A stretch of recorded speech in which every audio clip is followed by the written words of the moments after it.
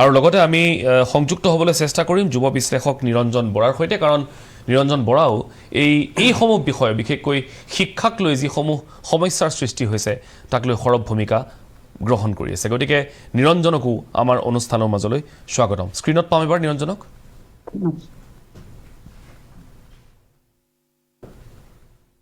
নিৰঞ্জনক স্বাগতম। অনুষ্ঠানটো আৰম্ভ কৰিছোঁ।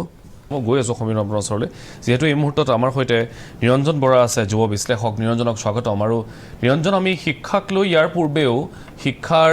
বিভাগত বা শিক্ষাৰ গোটেই সামগ্ৰিকভাৱে যথেষ্ট খামখেয়ালিৰ কথা আমি পাতিছোঁ, শিক্ষা বিভাগত থকা খামখেয়ালিৰ কথা আমি পাতিছোঁ, শিক্ষামন্ত্ৰীগৰাকীৰ কেতবোৰ সিদ্ধান্তক লৈ যেনেধৰণে শিক্ষক সমাজৰ মাজত এটা বিৰূপ প্ৰতিক্ৰিয়াৰ সৃষ্টি হৈছিল, বিৰূপ প্ৰভাৱ পৰিছিল, সেইখিনিও আমি পাতিছোঁ। এতিয়া শিক্ষকসকলৰ অতিৰিক্ত বোজাৰ কথাও আমি পাতিব লাগিব, কিন্তু তাৰ আগতে সামগ্ৰিকভাৱে ছাত্ৰ ছাত্ৰীসকলৰ এই শৈক্ষিক দিনপঞ্জীয়ে কেনেধৰণে নেতিবাচক প্ৰভাৱ পেলায় বুলি আপোনাৰ মনে ধৰে? নমস্কাৰ। প্ৰথমতে এই সদ্য ঘোষিত টেট পৰীক্ষাত উত্তীৰ্ণ ছাত্ৰ ছাত্ৰীসকললৈ মই আপোনালোকৰ তৰফৰ পৰাই তেওঁলোকলৈ মোৰ শুভেচ্ছা জ্ঞাপন কৰিছোঁ। এতিয়া মই ক'ব বিচাৰিছোঁ, অসমৰ ভৌগোলিক পৰিৱেশ, ভৌগোলিক চাৰিসীমা সেয়া মূল ভাৰত ভূখণ্ডৰ লগত একে নহয়। CBSE বোৰ্ডে যি ধৰণৰ শৈক্ষিক দিনপঞ্জী দিব, ই সৰ্বভাৰতীয় পৰ্যায়ত সকলোৰে ওপৰত চিন্তা কৰি দিব। কিন্তু অসমৰ জলবায়ুৱে, অসমৰ ভূগোলে তাক এলাউ কৰিছে নে নাই, আমি সেইটো কথা চাব লাগিব। সেইটো এক নম্বৰ কথা। প্ৰাকৃতিক দুই দুৰ্যোগ নম্বৰ কাৰো কথা হাতত হৈছে, নাই, কাৰো হাতত নাই। সেইখিনি চাই চিতি পেলাই আমি প্ৰথম কামটো কৰিব লাগিব। দ্বিতীয় এটা কথা হৈছে, উচ্চ শিক্ষাৰ ক্ষেত্ৰত বিভিন্ন সময়ত আমি দেখা পাওঁ ছাত্ৰ ছাত্ৰীসকলৰ শিক্ষাৰ লগতে তেওঁলোকৰ শাৰীৰিক শিক্ষাৰ লগতে মানসিক শিক্ষাৰ, তেওঁলোকৰ মানসিক চেতনা, মানসিক অৱস্থাটোৰ উৎকৰ্ষ সাধন কৰিবৰ কাৰণে ভাৰত চৰকাৰে হওক বা অসম চৰকাৰে হওক বিভিন্ন ক্ষেত্ৰত শৈক্ষিক কাৰ্যসূচী কিছুমান আমাৰ স্কুলসমূহত, মহাবিদ্যালয়সমূহত বা বিশ্ববিদ্যালয়সমূহত দি থকা দেখা যায়। এতিয়া মোৰ কথাটো হৈছে, বানপানীৰ সময়ত পৰীক্ষা হ'লে সেই ছাত্ৰজনৰ মানসিক অৱস্থাটো কি থাকিব? অত্যন্ত গৰমৰ সময়ত যদি ছাত্ৰজন পৰীক্ষাৰ কাৰণে প্ৰস্তুত হ'ব লগা হয়, তেতিয়াহ'লে তেওঁৰ এফিচিয়েঞ্চি কিমান তেওঁ তাত ইউটিলাইজ কৰিব পাৰিব? এইবিলাক কিছুমান টেকনিকেল কথা। গতিকে এই টেকনিকেলিটিটো আমি চাব লাগিব। পৰীক্ষা এটাত বহি পেলাই নম্বৰ পাবলৈ হ'লে তাৰ বেকগ্ৰাউণ্ডত আনুষংগিক আন বহুতো কাৰ্যই ক্ৰিয়া কৰি থাকে। এজন ছাত্ৰই মুখস্থ কৰি পৰীক্ষাত বহাটোৱে তেওঁৰ দক্ষতাক কেতিয়াও নুসূচায়। তেওঁৰ তাত সৃজনাত্মক শক্তিখিনিও দেখুৱাব লাগিব, ক্ৰিয়েটিভিটিখিনিও দেখুৱাব লাগিব। সেই ক্ৰিয়েটিভিটিখিনি এজন ছাত্ৰ বা ছাত্ৰী যেতিয়া মানসিকভাৱে সুস্থিৰ অৱস্থাত থাকিব, তেতিয়াহে তেওঁৰ পৰা প্ৰকৃত আউটপুটটো পাব পাৰিব। নিশ্চয়। যদি এই সময়ত যিটো শৈক্ষিক দিনপঞ্জী দিছিলে, সেই দিনপঞ্জীটো আমিও একচেপ্ট কৰি লৈছিলোঁ, এটা কাৰণ আছিল, ক'ভিডৰ কাৰণ। সেই সময়ছোৱাত আমাৰ ছাত্ৰ ছাত্ৰীখিনিক লোকচানৰ পৰা বচাবৰ কাৰণে সেই সময়ত চৰকাৰে যি সিদ্ধান্ত লৈছিল, আমি তাক মূৰ পাতি গ্ৰহণ কৰি লৈছিলোঁ। কিন্তু বৰ্তমান সময়ত আমাক আমাৰ ভূগোলে, আমাক আমাৰ জলবায়ুৱে, আমাক আমাৰ পৰিৱেশে এইখিনিক সদায়ৰ কাৰণে এডপ্ট কৰি ল'বলৈ এলাউ কৰা নাই। আৰু বাৰম্বাৰ আমাক সকীয়াই আছে, প্ৰত্যেক বছৰৰ পাছত বছৰ আমাক সকীয়াই আছে যে অসমৰ বাবে এই প্ৰক্ৰিয়াটো নহয়, একেবাৰে নহয়। আমি অসমখন মূল ভাৰত ভূখণ্ডতকে আমি সদায় জানো, সূৰ্য সদায় তেওঁলোকতকে আমাৰ ইয়াত সোনকালে ওলাই আছে।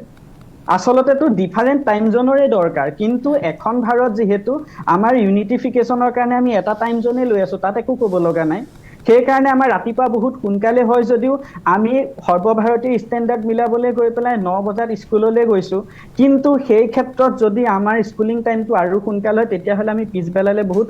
ৰাহি সময় পাওঁ। সেইবিলাক কথালৈ মই নাযাওঁ, আজি যিহেতু তাৰ ওপৰত বিশেষ বিশ্লেষণ হোৱা নাই। মোৰ ক'ব লগা কথা দুটাই মূলত, যে আমাক আমাৰ ভূগোলে, আমাৰ জলবায়ুৱে এই দিনপঞ্জীখন একচেপ্ট কৰিবলৈ নকয়। দ্বিতীয় কথা, এই ভৌগোলিক অৱস্থাই ছাত্ৰ ছাত্ৰীসকলৰ মানসিক যিটো অৱস্থা, সেই শাৰীৰিক আৰু মানসিক অৱস্থা দুইটা সমান্তৰালভাৱে একেলগে লৈ গৈ আমাক পৰীক্ষাত উৎকৃষ্ট ফলাফল দিয়াত কিন্তু হেঙাৰ সৃষ্টি কৰিছে। গতিকে সেইখিনি কথা আমি প্ৰথমতে উনুকিয়াই ল'ব লাগিব। আৰু এইটো কোনো মানে চৰকাৰখনক দুখিবৰ কাৰণে কৈ থকা কথা নহয়, এইটো প্ৰেক্টিকেল কথা, বাস্তৱ কথা, একদম ব্যৱহাৰিক কথা। কাৰণ চৰকাৰখনেও বিচাৰে অসমৰ জনসাধাৰণ অসমৰ ছাত্ৰ ছাত্ৰীৰ মূল যিখিনি তেওঁলোকৰ ক্ৰিয়েটিভিটি আছে মূল তেওঁলোকৰ যিখিনি সৃজনী শক্তি আছে তেওঁলোকৰ যিখিনি কেলিবাৰ আছে সেইখিনি উলিয়াই অনা গতিকে সেইখিনি অপটিমেলি যদি উলিয়াই আনিব লাগে উপযুক্তভাৱে যদি উলিয়াই আনিব লাগে তেতিয়াহ'লে আমি তেওঁলোকৰ সেই বেকগ্ৰাউণ্ডৰ সেই সুবিধাখিনি দিব লাগিব বৰ্তমান সময়ত আপুনি চাওক যিটো সময়ত তেওঁলোকে শৈক্ষিক দিনপঞ্জীখন আৰম্ভ কৰিম বুলি কৈছে আৰম্ভ হৈয়ে বিহুৰ ঢোলে ডগৰে বাজিল সেই বিহু আপুনি জানেই অসমত বিহু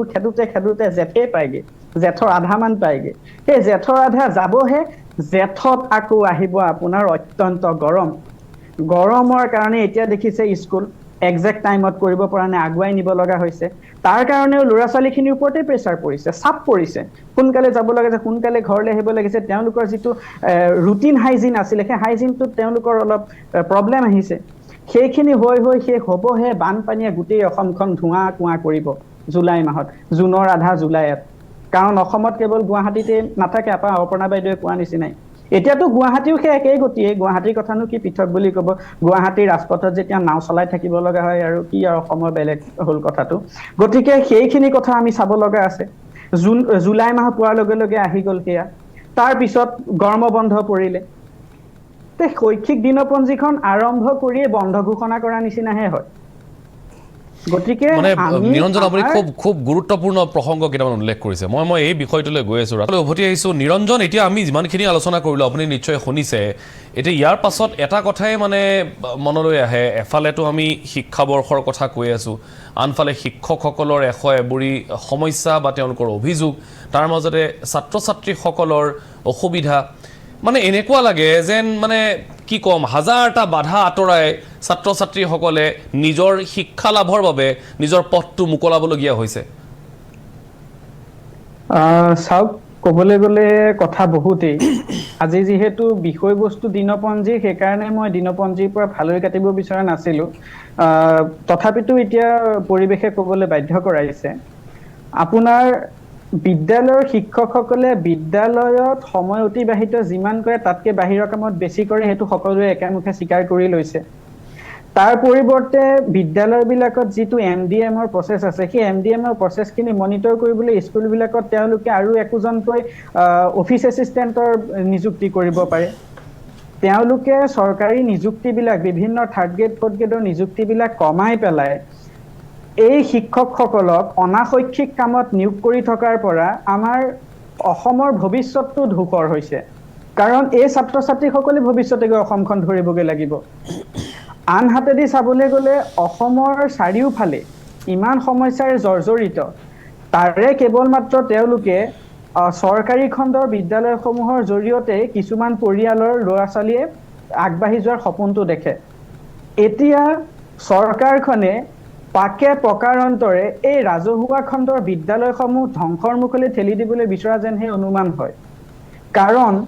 ব্যক্তিগত খণ্ডৰ বিদ্যালয়সমূহত যি ধৰণে শিক্ষকসকলে ছাত্ৰ ছাত্ৰীসকলৰ লগত লাগি থাকিবলৈ সময় পায় সেই সময়খিনি চৰকাৰী খণ্ডৰ বিদ্যালয়ৰ শিক্ষকসকলে অনাশৈক্ষিক কাম কাজত নিয়োজিত হৈ থাকোঁতেই গুচি যায় ইয়াৰ লগতে মই আৰু কেইটামান কথা আপোনাক আজি যিহেতু মই সুবিধা পাইছোঁ মই চৰকাৰলৈ অনুৰোধ জনাব বিচাৰোঁ আপোনাৰ জৰিয়তে এই যি টেটৰ ৰিজাল্ট ঘোষণা কৰিলে এই টেটৰ ৰিজাল্ট ঘোষণা কৰাৰ পিছত ইয়াত এটা ডাঙৰ অসুবিধা আহিব অভাৰলেপিঙৰ মই ইয়াত আহিম বুলি শুনা পাই অসমৰ বিভিন্ন ঠাইৰ এই টেট উত্তীৰ্ণ ছাত্ৰ ছাত্ৰীয়ে মোলৈ যোগাযোগ কৰিছিলে এই কথাটো ৰাজহুৱাকৈ ক'বৰ কাৰণে মই তেওঁলোকৰ কথাখিনি শুনি পেলাই মই ক'ব বিচাৰিছোঁ আপোনালোকৰ জৰিয়তে চৰকাৰখনলৈ যে এই টেটৰ যিটো অভাৰলেপিঙৰ প্ৰচেছ হ'ব এই অভাৰলেপিঙৰ প্ৰচেছ হ'লে ইয়াৰ পৰা যদি নেক্সট মেৰিট লিষ্টবিলাক আকৌ নুলিয়াই তেনেহ'লে হয়তো বহুত পষ্ট আকৌ খালী হৈ ৰৈ যাব আৰু বহুতো ছাত্ৰ ছাত্ৰীয়ে ইয়াত নিযুক্তি হোৱাৰ পৰা বঞ্চিত হ'ব লগা হ'ব পাৰে গতিকে সেই অভাৰলেপিঙৰ প্ৰচেছটো ঠিক কৰিবৰ কাৰণে merit list second third fourth এনেকৈ যাতে তেওঁলোকে আগুৱাই লৈ যায় সেইটো মোৰ অনুৰোধ থাকিল দ্বিতীয়তে মই সেই সময়ত আপোনালোক কেইবাজনো ব্যক্তিক যোগাযোগ কৰিবলৈ চেষ্টা কৰিছিলোঁ যে অসম চৰকাৰে এখন চাৰ্কুলাৰ উলিয়াইছিলে তাত লিখিছিলে অসমৰ যিসমূহ আদৰ্শ মহাবিদ্যালয় আছিলে মডেল কলেজ আছিলে এই মডেল কলেজবিলাকত তেওঁলোকে এটা খুব হঠকাৰী সিদ্ধান্ত লৈছে কি লৈছে তাত যিসকল কলেজ শিক্ষকে ইতিমধ্যে অৱসৰ গ্ৰহণ কৰিলে সেইসকল কলেজ শিক্ষকক পুনৰ সেই মডেল কলেজখিনিত নিযুক্তি কৰিবলৈ তেওঁলোকে সেই চাৰ্কুলাৰখনত ব্যৱস্থা লোৱাৰ কথা কৈছে কি যুক্তি আছে সেইসকল শিক্ষক NPS-ত নাহে তেওঁলোক আহে OPS-ত অলৰেডি তেওঁলোকে মাহে যথেষ্ট পৰিমাণৰ এটা কৰ্ম কৰাৰ কাৰণে পেঞ্চন পায় সেইটো তেওঁলোকৰ পেঞ্চন পোৱাৰ অধিকাৰ পাইছে ক'ব লগা নাই এতিয়াও NPS-ত আৰু OPS কৰক সেইটোও মই বিচাৰোঁ কিন্তু যিসকলে ইতিমধ্যে এমপ্লয়ড হ'ল তেওঁলোকে ৰিটায়াৰমেণ্ট কৰিলে তেওঁলোকে এতিয়া তাৰ পৰা পাৰিতোষিকো পাব ইফালে অসমত বহুতো শিক্ষিত নিবনুৱা ৰৈ আছে কলেজৰ চাকৰি এটা কৰিবৰ কাৰণে তেওঁলোকে সেই দিশত যাবৰ কাৰণে কিন্তু সেইসকলক একো কৰি দিয়া নাই এখন কলেজত এজন নে দুজনকে তেওঁলোকে নিযুক্ত কৰাৰ কথা ক'লে এইটো কেনে ধৰণৰ যুক্তিপূৰ্ণ কথা কিয়াও আমি বুজি নাপালো